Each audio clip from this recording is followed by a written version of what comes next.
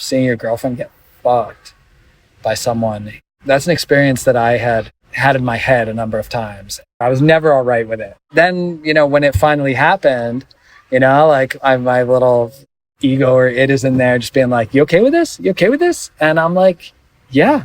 It's one of life's great tragedies that you can't fuck someone and go down on them at the same time. And I'm like, oh, of course, I got to phone a friend.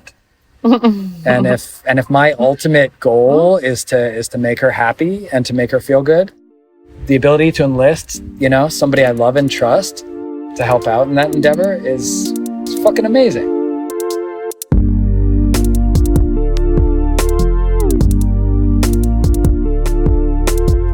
Hi everyone, welcome to Polycurious. I am your host, Fernanda, or Fer for short. And today feels like a real milestone for me because I am sharing the last episode of the podcast, at least for a little while. If you happen to be new to the podcast, don't worry. There are about 40 episodes already available for you to listen to, so just scroll and find a topic that you might find interesting. If you are a long-time listener and you love the podcast, my ask for you before I go is that you subscribe and give us a rating. Ratings are actually the only publicly available information other people have to know how well a podcast is doing. So if you want more people to learn from Polycurious, just like you have, make sure to take just 1 minute of your time to give us a rating on Spotify, Apple Podcasts, or wherever you listen. And if you haven't subscribed yet, you want to make sure to do so because that is the only way you will actually get a notification when and if I release a new episode. And the reason why I'm pausing the podcast, even though it's actually going better than ever in terms of how many people are listening, is because I am transitioning my focus into doing relationship coaching. I am seeing couples who are opening up, but also couples who might be having issues in their communication, whether they are open or not. So if you feel like you might need some help in your relationship or relationships, reach out so we can set up a free meeting where we can chat about where I might be able to help you. Okay, without further delay, let me tell you about today's episode. I got to interview my dear friends Chamberlain and Michael, and I named this episode You Need to Struggle Through Curiosity to Find Your Freedom, because that is exactly what they had to go through. And this is actually a quote that Chamberlain mentioned somewhere in our conversation, supposedly by Einstein, but it did seem like it was from him from my research. So if you know where this quote comes from, do let me know. But no matter who said it, maybe it was Chamberlain herself, because she's so wise, I thought it was so representative of their journey. As you will learn today, they struggled a lot, having periods of opening and closing, cheating and hurting each other, and ultimately breaking up. And about a month after they broke up, Chamberlain found out that she was pregnant. And for reasons we discussed in our conversation, this pregnancy was like a wake-up call for them. Obviously, this situation is unique, and even they don't recommend having a kid to quote-unquote fix a relationship. But I found their story and perspective truly fascinating. We also talk about Michael's process getting comfortable with having threesomes with other men. And I think it's so important to talk about this because sometimes we don't realize how much patriarchy manifests even in group sex situations.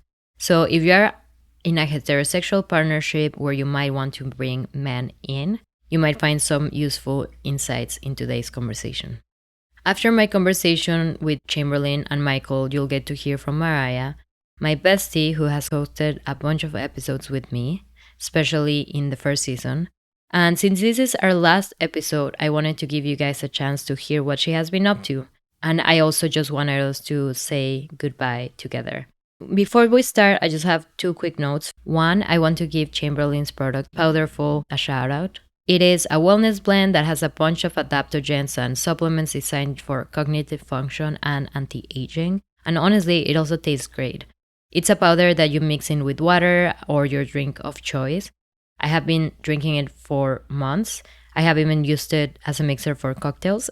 I am actually drinking it as we speak, mixed not with alcohol, but with my green powder, which normally tastes terrible, but with Powderful and a bit of lime juice is actually really enjoyable. The second and last note is that the audio quality for today's conversation wasn't as great as it normally is because I interviewed them over Zoom and they live in the coast in Mexico where the internet is not great. But the content is so worth it that I am sure you will be forgiving with us. And you might also hear all sorts of nature sounds in the background. Hopefully, it will help you get a picture of what their beach life looks like at the moment. Okay, guys, here's my conversation with Chamberlain and Michael.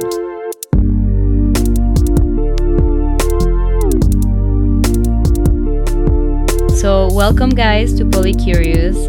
I've been waiting so long to have this conversation with you. We've been friends for a while, but we haven't really had the chance to really dive into your relationship history and your lessons. But first of all, I'll give you an opportunity to introduce yourself to the listeners who might not know you.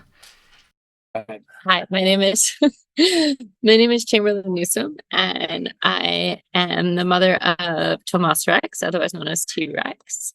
And at this moment, I am also a co-founder of Powderful, which is a wellness blend of adaptogens and mushrooms that has also been keeping me super busy while also being a new mom, ex-artist and Recovering artist. recovering artist, and dating this guy Michael for 6+ almost 7 years. So partner in crime, sidekick to me is Chamberlain, and the evil mastermind T-Rex. Also recovering artist or maker of stuff, now holder of space. I think that having a kid kind of short-circuited that kind of ego trip, like, all about me, artistic impulse. And now I want to build community and build the space for that community to occupy. Yeah. Now you're building this community in Oaxaca, in the coast of Oaxaca, Mexico, which, we're all very excited about as your friends. And Rex just turned 2 years old. But why don't you guys take me back to when you guys met? I didn't know you then, but I'm curious how you guys ended up in a relationship together.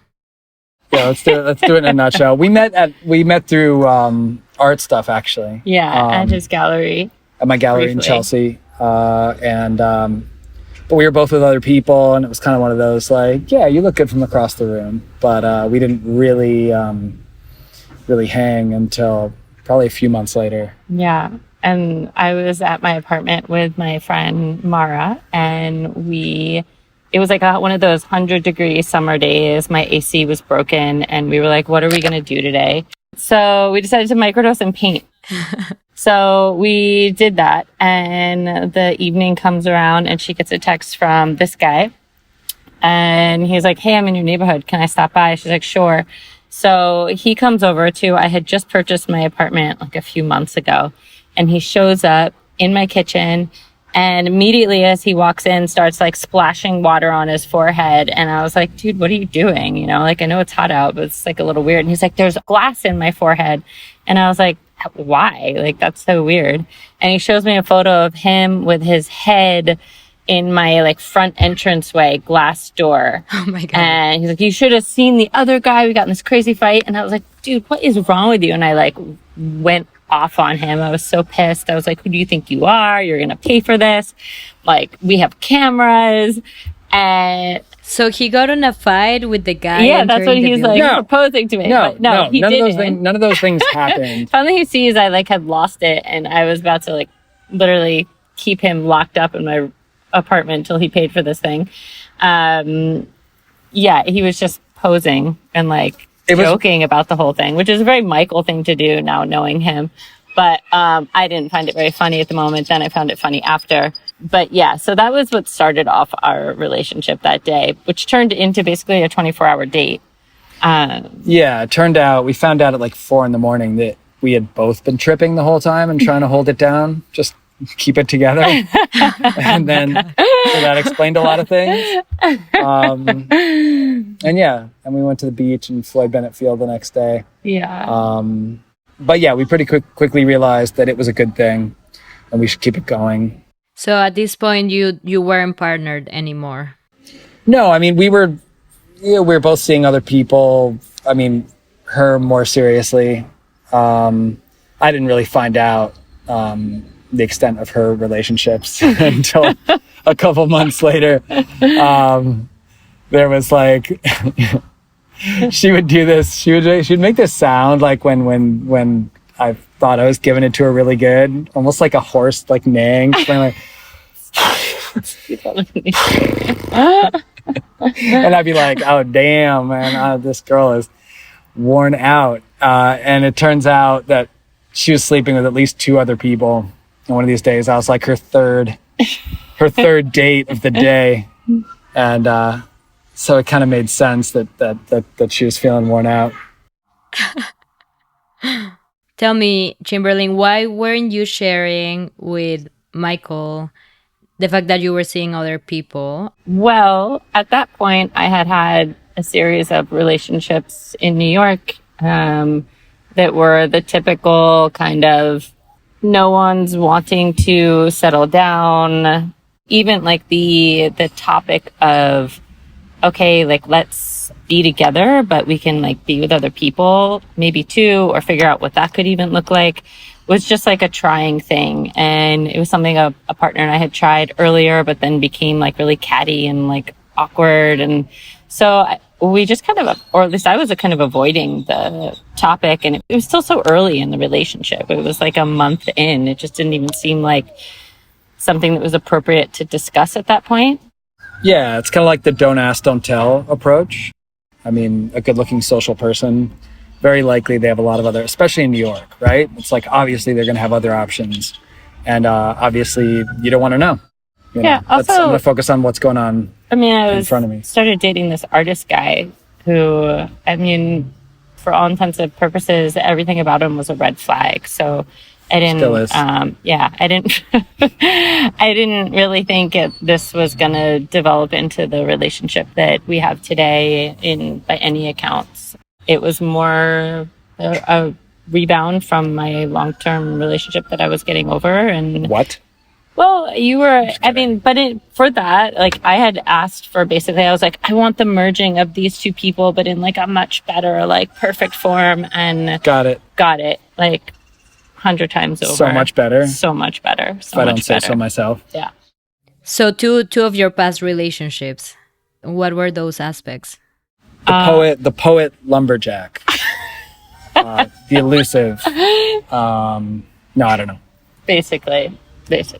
No, but seriously, I want to know, because I feel like that sometimes, you know, I'm like, oh, if I could only have this like sexual connection, but with how careful this other person is or something. I don't know, like you make those ideas in your head, but just to give an idea for people who don't know Michael of who he is, what was that combo? What were the 2 attributes that you wanted to combine? So there was the combo of the safety. My one relationship gave me a lot of security, feeling like I was really taken care of and grounded. And he did take care of me as well in a lot of ways, in a very like kind of old school way. But then there's the intellectual side, and then also the kind of bad boy, leaving a little bit to be desired. And yeah, Michael is a little bit of all of them, you know, although he is like this, you know, kind of walking red flag, he is also incredibly grounded. He makes me feel incredibly safe and secure in so many ways, while also leaving a lot of adventure and wonder still on the table. So, yeah. And he is incredibly smart. Oh, shucks, baby. Yeah. Likewise. So, yeah, keeps me on my toes mentally and intellectually too. Yeah, I love that. It's interesting how you describe Michael as a walking red flag, because I mean, I understand where that's coming from, because before like actually getting to know Michael, you know, I also felt that way. I was not completely sure, because he loves to party and he's constantly making sexual jokes, like all of these things that in other people, it could mean that they're just like this party person who has no ambitions in life or something like that. But when you actually get to know Michael, you realize all of these things. Like he's a person that you can rely on, actually, like that makes you feel safe. He's very smart. But he also has this like super wild side. yeah, which makes him a complex and like beautiful human. So yeah, I'm glad that you know saw those things in him. So how did you guys go from you know, just dating casually and not even knowing what the other person was doing to being in a relationship, or talk about the other partners that you were interacting with? So Michael was helping me fix my kitchen. My kitchen was basically a disaster, and he made it into an incredibly beautiful space. And he was doing a lot of hard work on it one day, and I was like, That's the way to any woman's heart. redo her kitchen. And I was like, I want to take you out to dinner. Let's go to a nice dinner, you know, as a thank you. And so we went out to eat, and we were just having a casual conversation. And like, I don't remember how it came up, but he just was like, oh, well, it's not like we're sleeping with other people. And I was like, right, we're not. And so At the moment. So then from At this restaurant right now. So I just then was like, okay, cool. Like now we're together. And secretly, I mean, that was really what I had wanted, was to, at that point, we had now been dating probably for like a month, maybe a little over. And I wasn't super into the other relationships and was ready to kind of, yeah, I was like, this guy's, you know, he's a keeper, at least for now. Yeah, I didn't have a lot of other great options. Somebody just shat in my bed. It was just like, I was like, this isn't working. What? So you were like, I'll just go with her. Yeah. You know? I guess you'll do. Is Yeah. What you thought. At that point, Chamberlain hadn't shat in my bed yet. So I was like, this is definitely the keeper here. It makes me feel really special. Thank you. No, I was just like uncharacteristically committed almost from the beginning.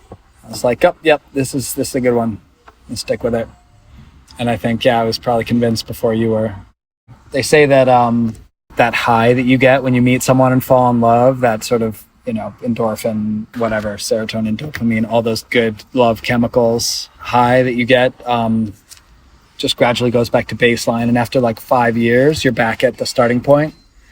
But as we said, we've been together for over 5 years and still very, very much get off on each other. I'm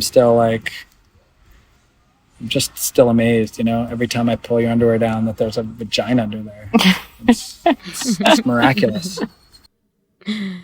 Yeah, on the 5-year note, I've been with Seth for 4.5 years.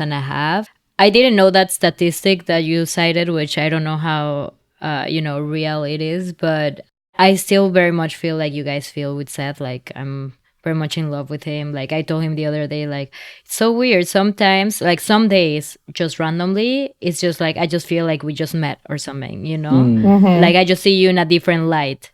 And he was like, yeah, I feel the same way towards you. But, you know, yeah, I wonder about how that might change after we cross the 5-year mark. Because, you know, If you make it to 5 years, you're supposed to be pretty good. You're good. You made it. Well, right. Because the other side of that study was they also did brain scans of people who had been together for, you know, 40 years and were like, and we've never been so in love.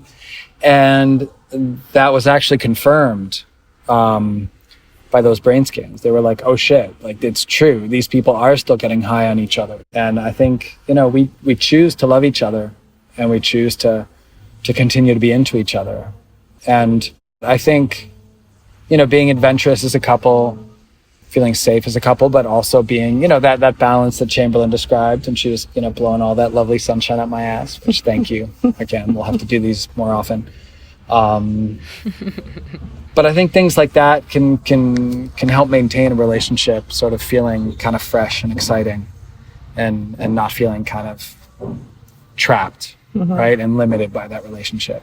yeah, I agree with that. I think that when I'm dating other people, like I definitely come back to set like a little bit more excited, you know, which in your situation is different, right? Because you mostly, or yeah, I think you have only played together or mostly played together. Why don't you tell me how that conversation started, or, you know, what your first open experiences were like?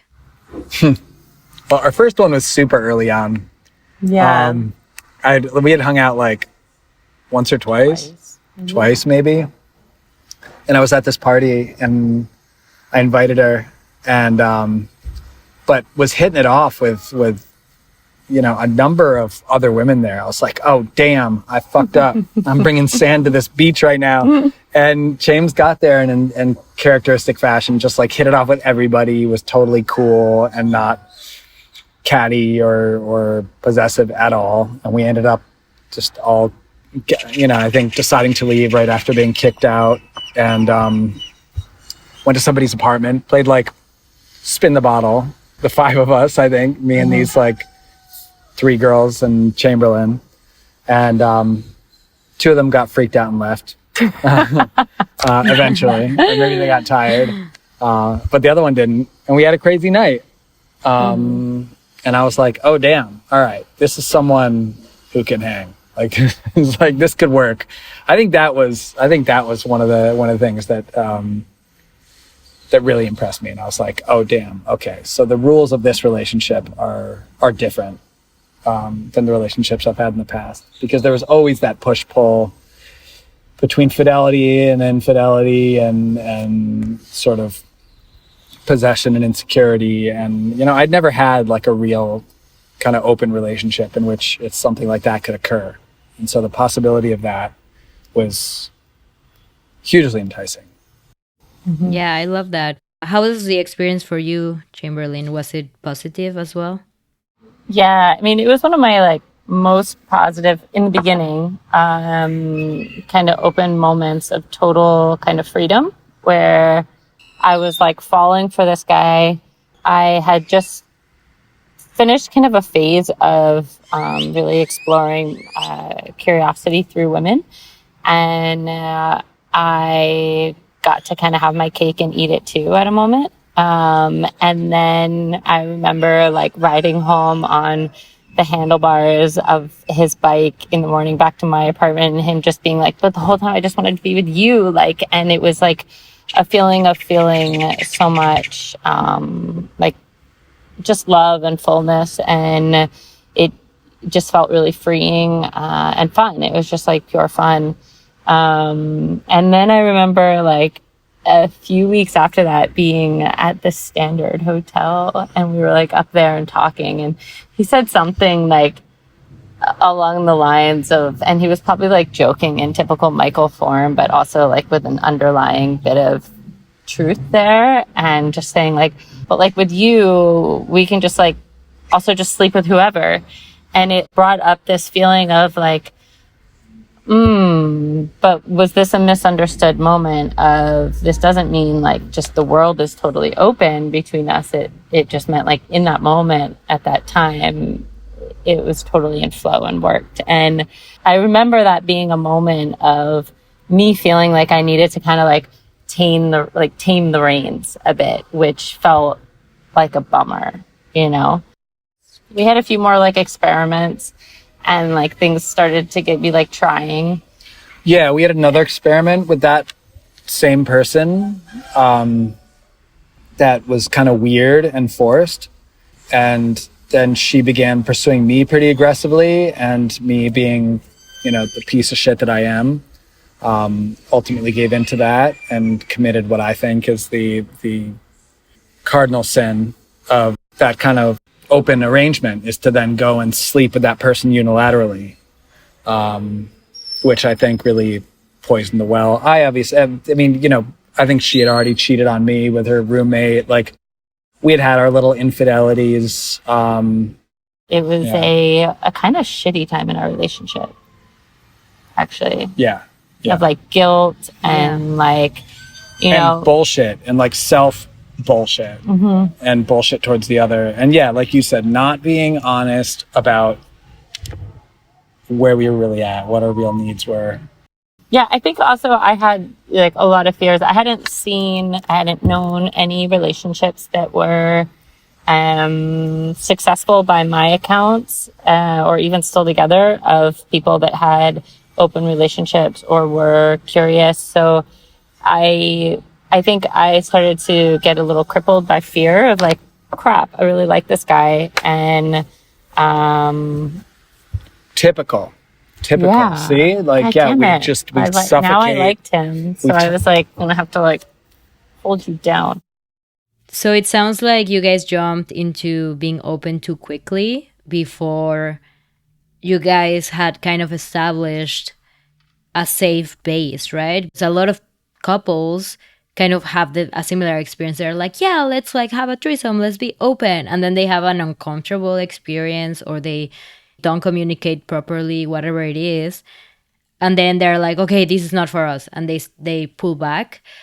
Not everyone tries it again. How did you guys end up deciding to try it again? Yeah, I think that it was tricky because I had also hooked up with someone and was being fairly secretive about it. So I think we both had seen the other person's perspective of why, but was still finding fault in the other person for doing what they did, and angry and hurt about it. And I think that, yeah, I think it was just kind of this, like, I think it was Albert Einstein that said, you need to struggle through curiosity to find your freedom, or something like that. And although I don't think you necessarily need to struggle, it's part of the beautiful journey, right? But I do think we had to struggle, or we did struggle a bit through our curiosity for freedom or openness and what that really meant for us in order to get to where we were. Also, I think just working through the kind of hang-ups from our previous relationships, like,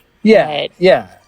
It's vestigial stuff. It's all sort of par for the course. You know, if you talk about like regular old-fashioned quote unquote monogamous relationships, like these are the dynamics at play. Jealousy is to some extent encouraged. And betrayal is to some extent inevitable, because, you know, we're not acknowledging aspects of our humanity. But the nice thing about sort of kind of being on the same team, like we were in that initial threesome, and like we are now, it's like we can experience that relative freedom and like excitement that life and sex and relationships have to offer, but we're experiencing it together to some extent. Or if we're experiencing it individually, we know that it's only going to culminate when we're together, and so we're complicit in it. And I think that was part of like our learning curve and experience too, is trying to figure out, which I think a lot of couples go through, is like, what does open mean to us? What are we open and comfortable with? And so can we find these adventures together so that we find a different kind of safety and adventure in that? And at least that's where we've found, I think, that works the best for us up until this moment. Without a doubt. Yeah, and how did you arrive to that conclusion? How did you go from closing to being like, okay, you know what, we're going to open up, but let's do it together? Well, we've been back and forth, right? Mm-hmm. We've been closed. We've been sort of like semi-unwilling open, at which point I realized pretty quickly that, you know, I was just like fucking around and feeling good about it. And James is like, she's sending me screenshots of these like very eligible dudes on Mariah or whatever. And I'm like, oh, she's not fucking around. She's just like looking for a replacement. You know, she would like underline the dudes being like, must be monogamous, like looking for a committed woman for like heartfelt relationship. No bullshit. And wait. And she showed you this? Yeah, she would like send me screenshots. And I was like, I was in Costa Rica at the time. I was being manipulative. She was being manipulative, but very successfully. And I was like, oh, okay. You know, I'm hanging out with Joe Che in Costa Rica and being like, what's wrong? We're just like, you know, it's like living our freedom, our truth or whatever. And, you know, and she's just kind of trolling Raya back in New York and sending me screenshots. And I'm like, oh, okay. So I'm going to lose her for this frivolous, you know, for these just, you know, for just random sex, like something that's fun, but not ultimately nowhere near the relationship that we had. And it was at that point, this is just pre-COVID. It was at this point that I was like, all right, you know what? I give in.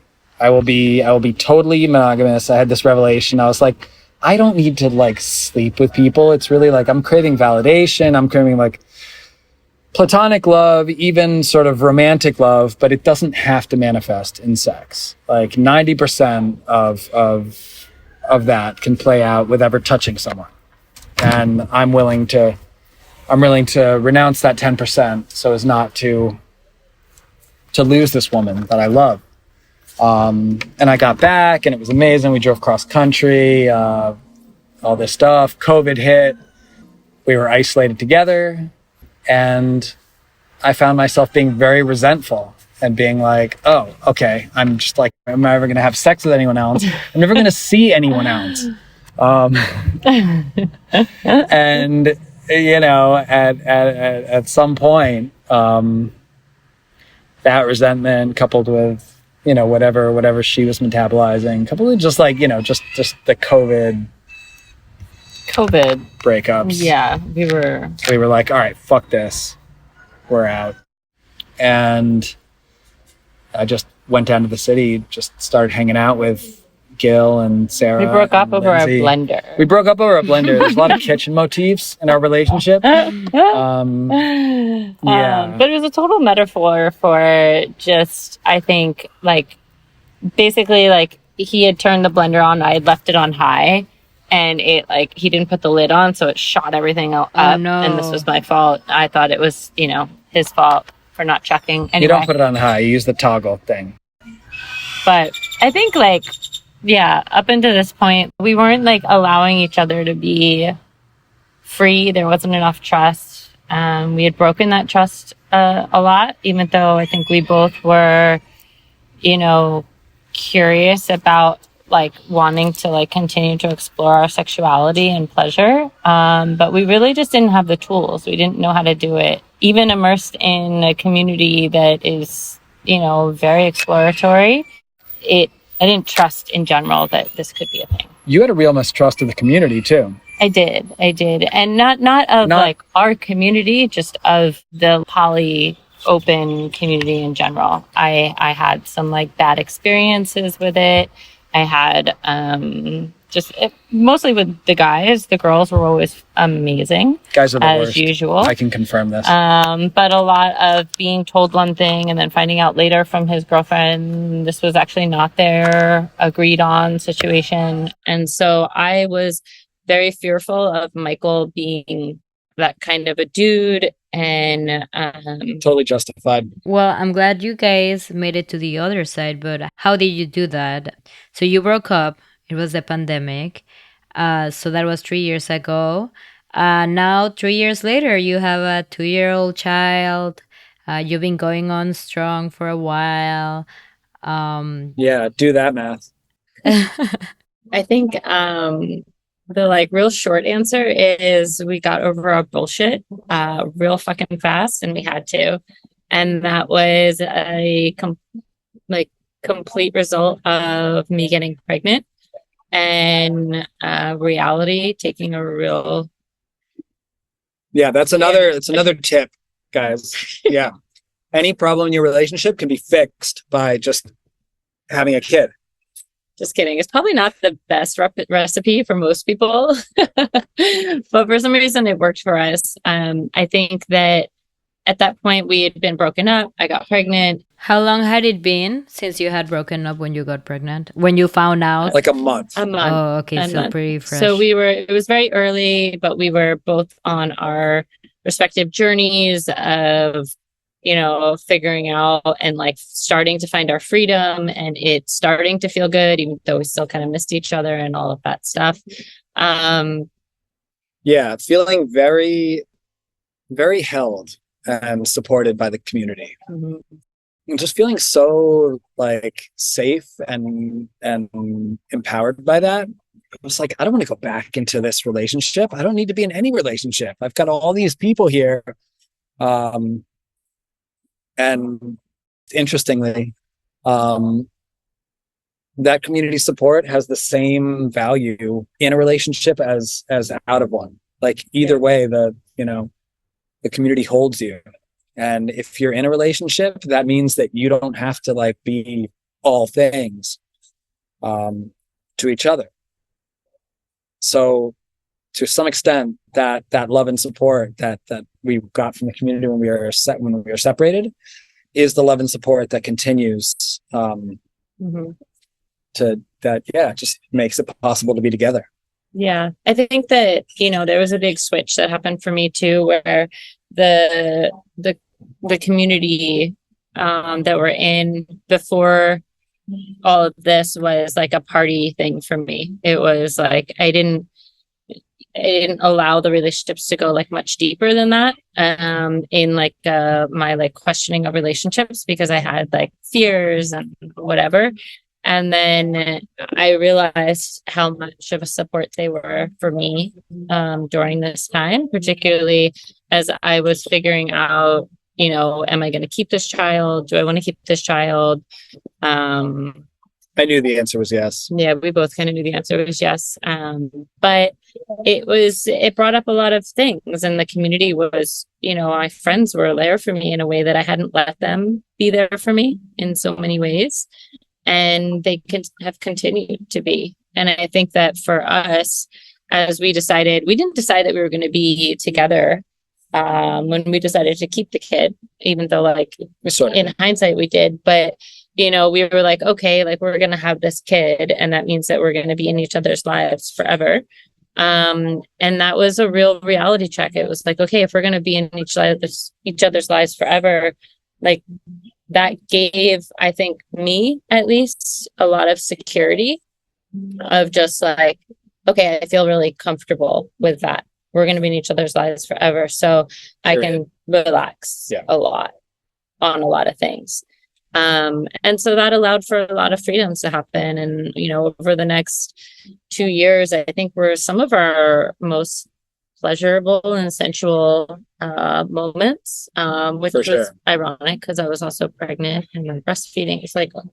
But like I had the most freedom, mentally and just of security, as well as just like ridiculous fun. And I've had body issues my whole life. And so it was kind of like letting go of so many things. Like my body's so out of control, like whatever, like this is life. And it was a really beautiful transformation for me and for our relationship. Yeah, so we realized what Chamberlain just said. If on some level we're going to be together forever, there's a safety and security in that. And other people will come and go. And that was sort of the understanding when we got back together. I was going to be open and we were going to be fearless now because we knew we weren't going to lose each other. But then we made the decision, or I made the decision while she was pregnant, not to be out there running around and having my own sexual experiences when she, just carrying this great burden. I didn't want her to have those, just really any negative sentiment during that time. And so we committed to basically the agreement that we are still honoring. That, we can go out and fuck around and be flirty and all the things. And like make out, but not. Yeah, like high school makeouts, like, whatever. The exact line is something that we're constantly sort of feeling out. But basically that any kind of real escalation, that when the clothes come off, we both need to be there. Yeah, and I think it's pretty like, understood now what the line is. We both like internally can feel like we're like, oh, this is probably what Michael would not find appropriate, or it doesn't even need to be stated. Right? Yeah, we're just like, we both feel it, and then it's and like, a minor transgression is almost like funny. Yeah. You're like, we're just like, oh, okay, all right, but so I'm gonna have to step it up. Yeah, and I think for me that was also an important moment. Just as you said, carrying this burden, and yes, in a way it was a burden, and I think it might have been more of a burden if I like didn't feel your strength and support during that time. I think we tried to find ways to make it because it is just a magical experience too in so many ways. And for me, a thing that was really important during that time is I realized how much I wasn't actually voicing what I needed, which I think is true for a lot of people in relationships, whether it's man or woman, but I do think women in general. And I think I had this kind of new superpower of what I needed wasn't just for me anymore. It was for my baby too. And I had no reason to hold anything back. I think in general, I'm a people pleaser. And so I don't want to, upset the room or upset people. And so it's like, in general, if I don't need to say it, I won't. But at this point in my life, I realized everything that I felt I kind of needed to say, because it was important to my growth as well as my baby's growth, as well as my relationship growth. And I think that was really important during that time too, for us to going from a phase of we no longer want to be together.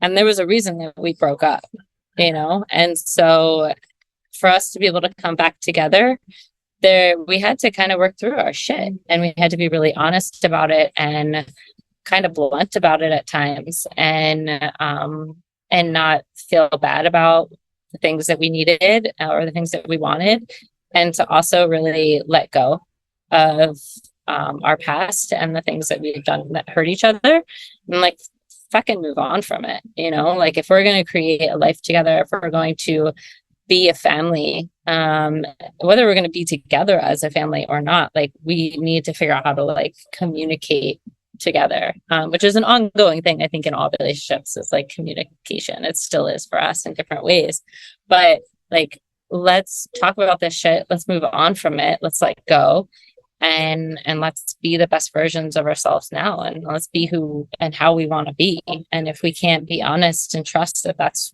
what we want to do, then what are we doing? Mm-hmm. And so I think that's why it wasn't the kid that made our relationship okay. It was what came along with that, and the honesty that we chose and decided to move through and for. I love that. Yeah, it sounds like you learn to love yourself a little bit more.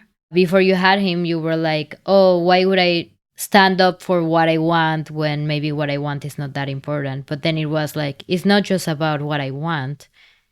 I'm an extension of this child that's growing inside me. So I have to stand up for him. So I'm going to stand up for myself, right?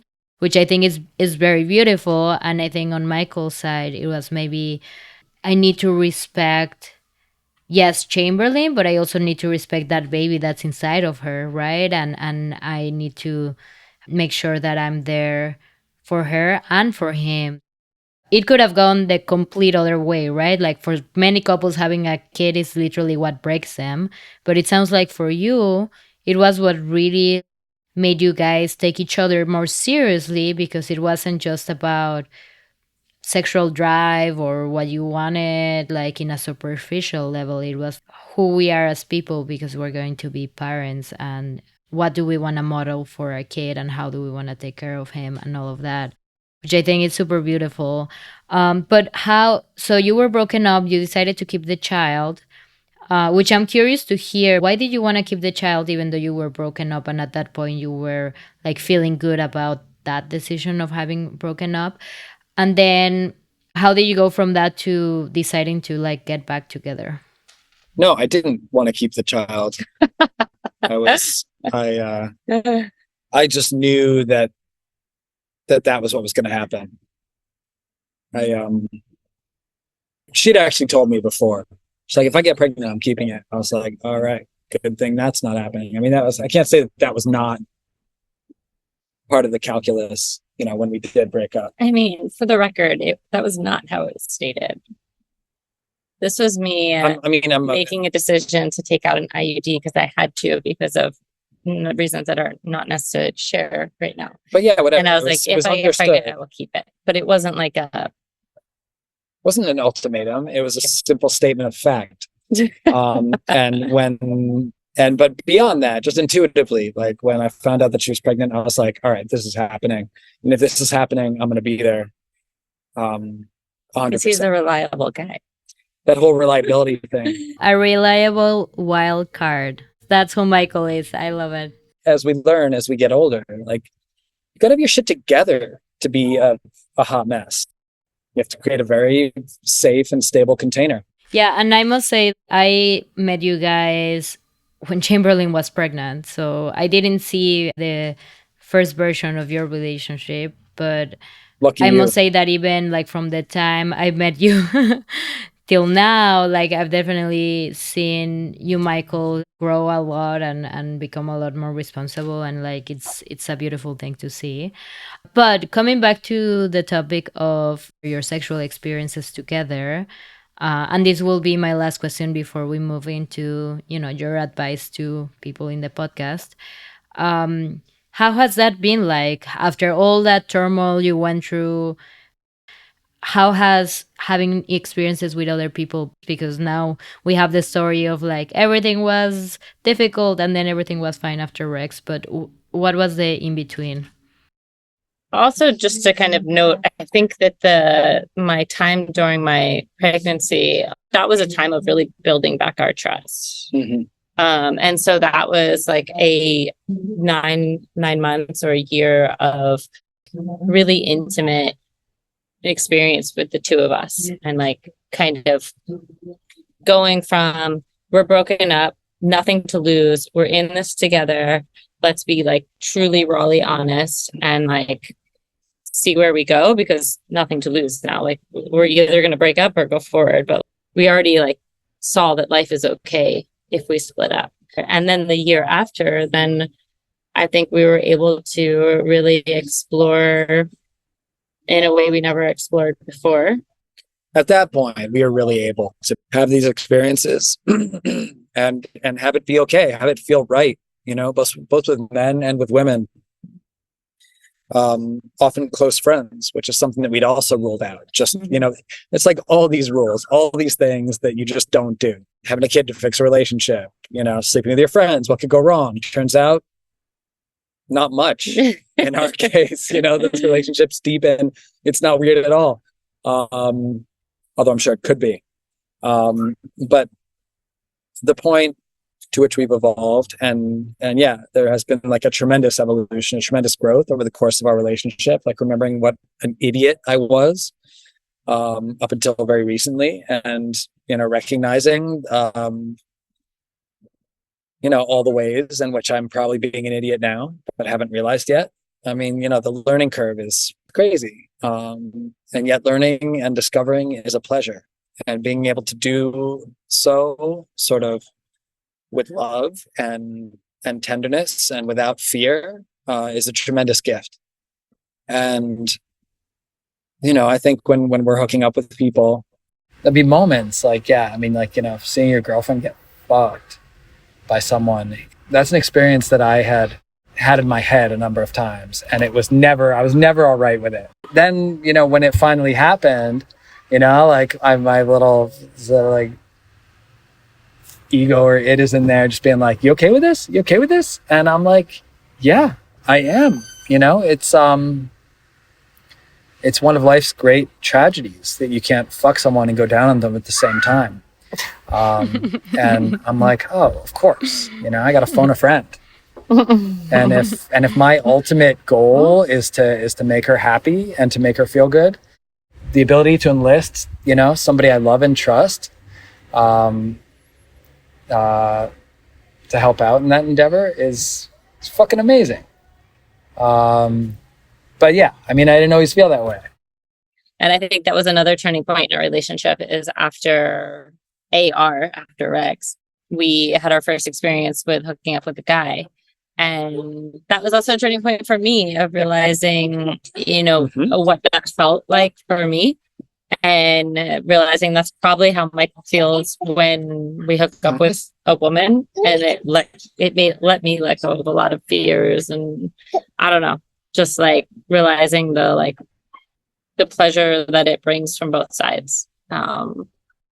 It just made me see things from a different perspective, and appreciate him also for allowing that experience and being open to it. And I think that's something that a lot of men are still really hesitant to experience and do. And I thought that was really like brave and also super sexy, to open himself up to that experience with me, for me. and for himself too, like I think in the end realizing like it wasn't just for me, like it's for us. Michael, I'm curious, do you have any tips for guys who might want to be open to have a threesome but are having a hard time with that? Because a lot of couples are okay with playing with other women but not with other men.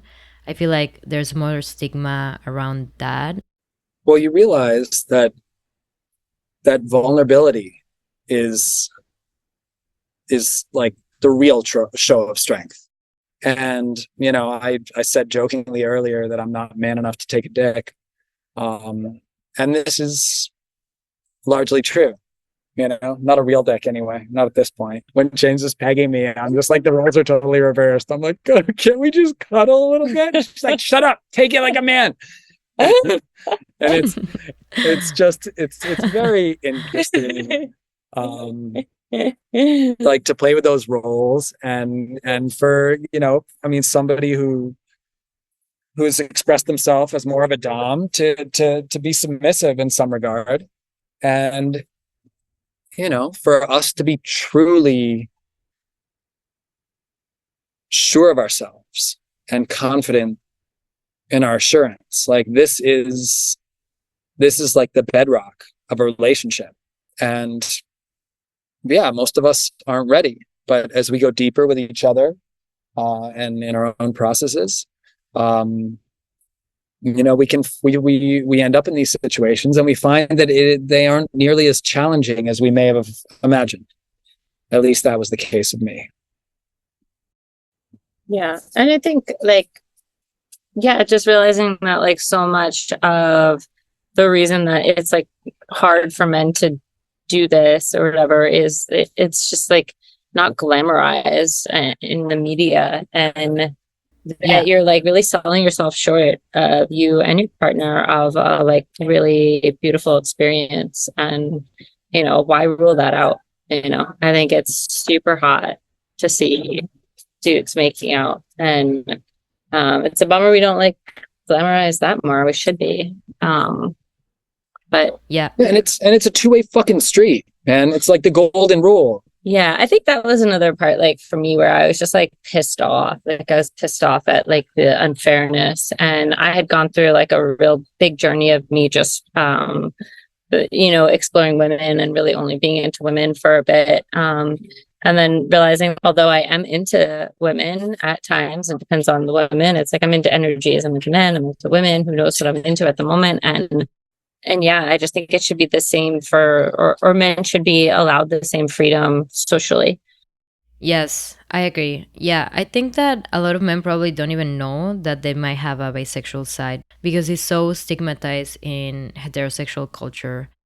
Whereas for women who are mostly heterosexual, having lesbian sex or making out with a woman or whatever, it's seen as really hot.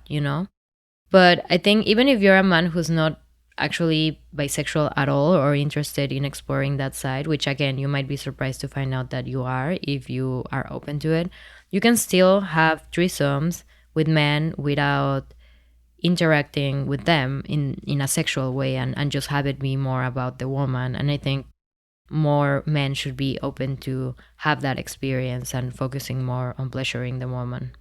That's an excellent point.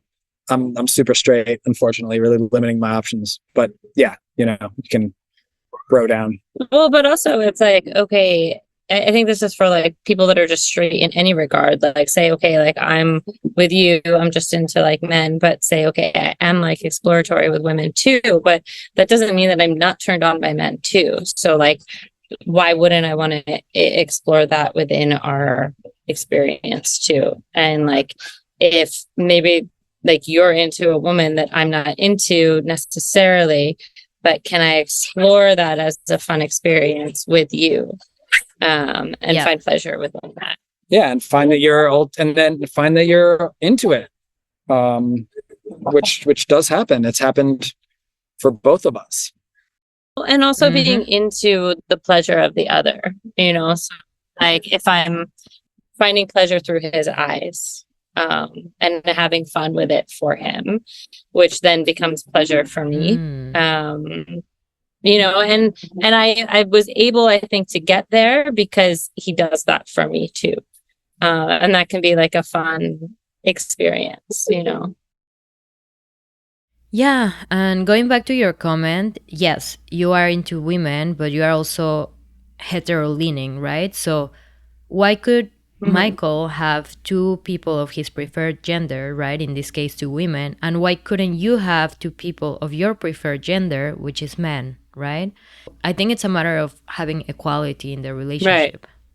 Yeah.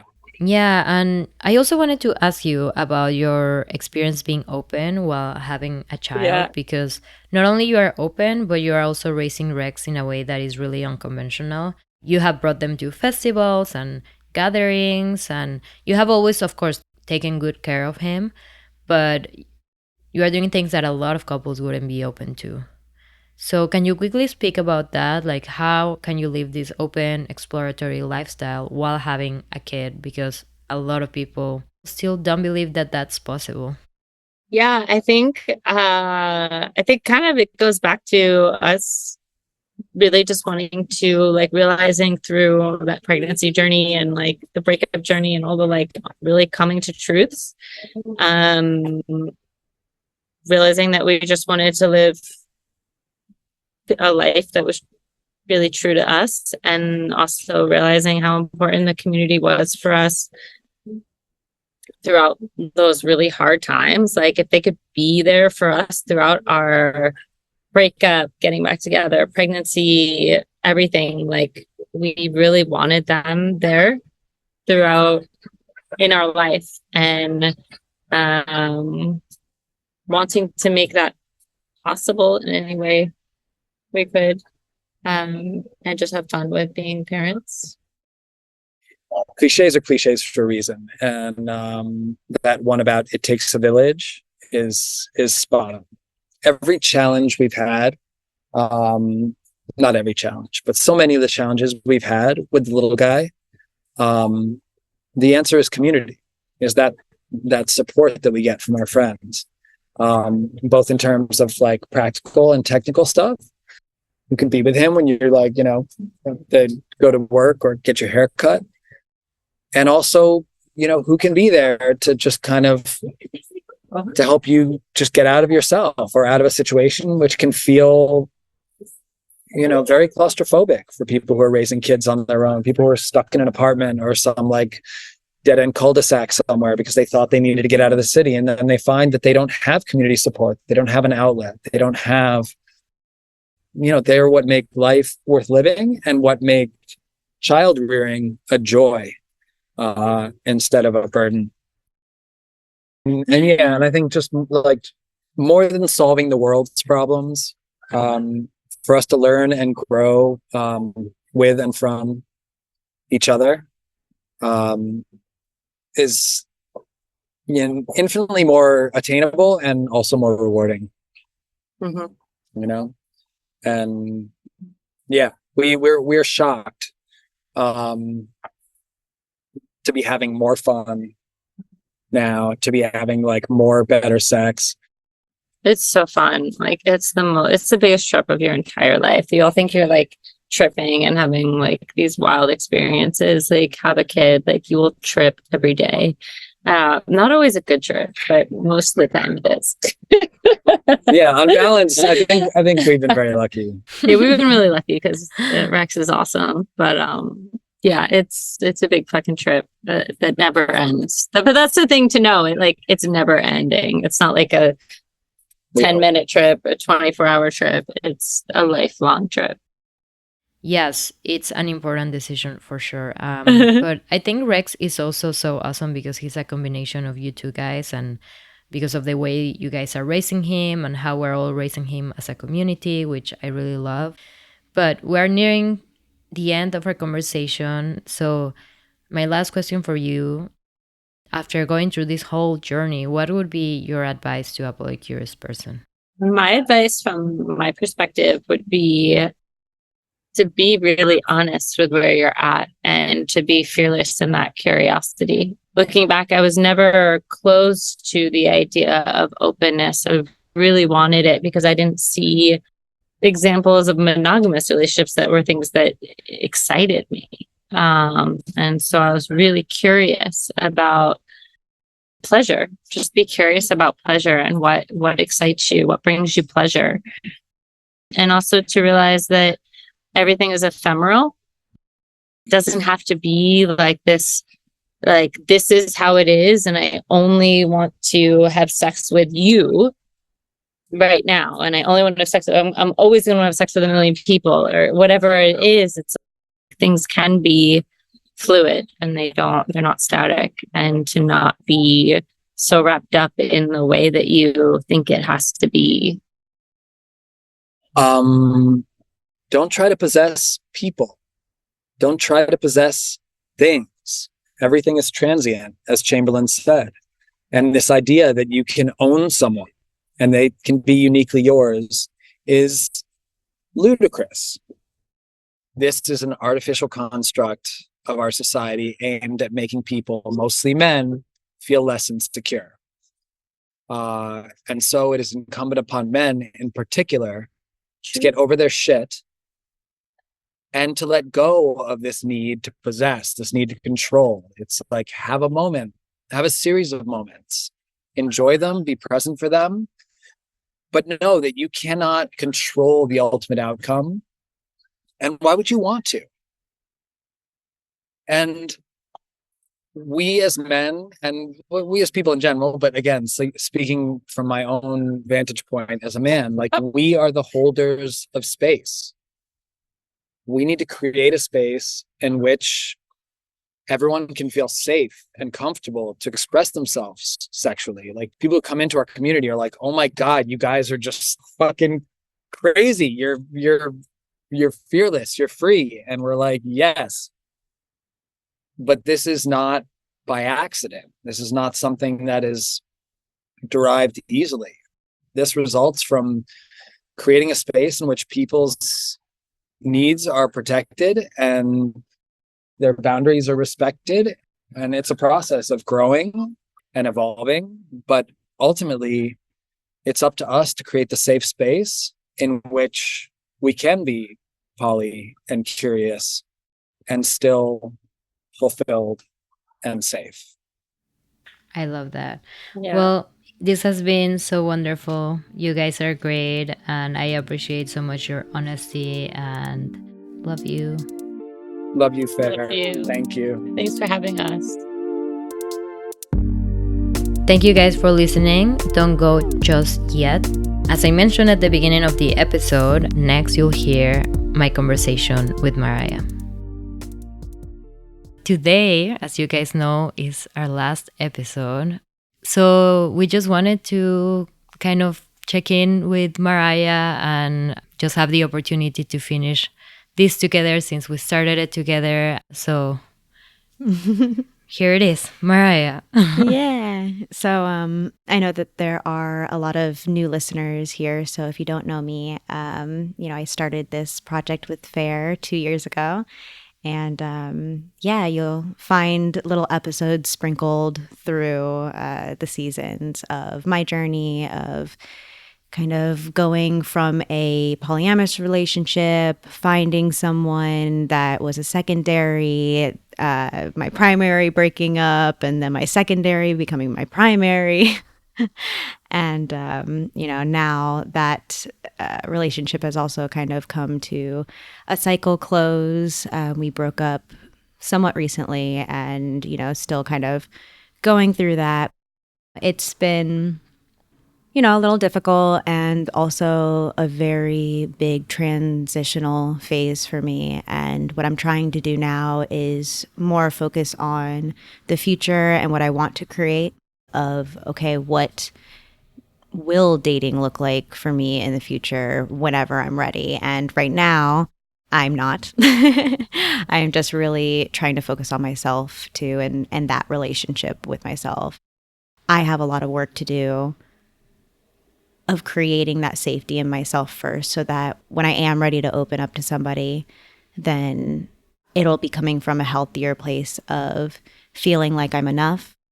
And the reason why you haven't heard from me in a while, I think we talked about this a little bit in one of the past episodes, but I opened up a business called Costume Closet, and that's been just really fulfilling a lot of my time, a lot of my energy. And Polycurious was one of those things that I had to kind of just step away from so that I had some space to grow in my own ways. I missed you all, though. And of course, I've missed co-hosting with Fair and being involved. But just seeing how everything has been growing and still being kept in the loop of how much this has helped people. I'm so proud of you. Thank you. Proud of you too. And you're always going to be part of it because there's already like 3 or 4 episodes about your journey, about our relationship. And I will definitely make sure to link all of those in the show notes for people who might want to catch up. And I'm so glad to see you, working hard on your business and killing it. And for those of you who might not fully know what it is, Costume Closet basically is like an underground dollhouse where you get to rent or buy festival wear. So for those of you who are in New York, you should definitely check it out. Link in the show notes as well. Yeah, well, thanks for the plug. And yes, please come play dress up with me. But there's been so many other beautiful changes because with my upbringing and the work that I did before Costume Closet, I was in a very male-dominated industry and, didn't feel like I could truly be myself back then. And now I feel like I'm getting to be myself more than ever, and I'm accepted for that. And it's really lovely to see that from my friends in the community. Circling back to relationships, again, I just kind of need to find that same sort of care and love for who I am right now. Yeah, I would say from my perspective, being with you in this journey, I've always seen how like social you are and how much you love to be around people and being in partnership. It's really good to see you like recognize that as well and kind of take the time to do your inner work before you open yourself up to partnership in whatever shape or form, whether it's monogamous or non-monogamous. So I would say for listeners out there, today's takeaway is also that you should take time to fill your cup. That's a process that I've also been going through as I age.